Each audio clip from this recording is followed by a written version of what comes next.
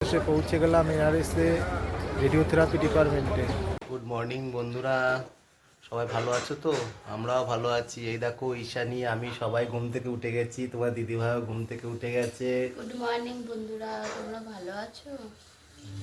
এই দেখো কাকিমা চা দিয়ে গেছে, চা বিস্কুট দিয়ে গেছে। এখন চা খাবো, তারপরে সারাদিন কি কি করছি তোমাদের সব কিছু শেয়ার করবো। আমি তৈরি হয়ে গেছি, কলকাতায় যাচ্ছি। শাশুড়ি মা এনআরএসে ভর্তি আছে, এর আগেও তোমাদেরকে বলেছিলাম। আমি ভর্তি আছে, ওনাকে দেখতে যাচ্ছি। যেতে যেতে তোমাদেরকে সব কিছু শেয়ার করবো।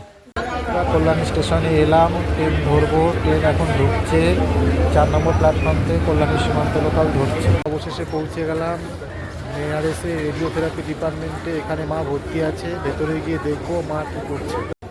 ভেতরে এসে দেখলাম মায়ের স্যালাইন চলছে, এখনও কেমো স্টার্ট হয়নি। কেমো দেবে, মায়ের শরীরটা একটু খারাপ করে, তাই কেমো স্টার্ট হয়নি। এই কেমোটা ওনার চতুর্থ কেমো হবে। এরপরে আরও একটা কেমো বাকি আছে, তারপরে ওনার সার্জারি হবে, যার জন্য উনি এখানে ভর্তি হয়েছে। সেটা যদি কমপ্লিট করতে পারে, তোমরা ঈশ্বরের কাছে প্রার্থনা করো উনি সুস্থ হয়, দ্রুত সুস্থ হয়ে বাড়িয়ে দেয়।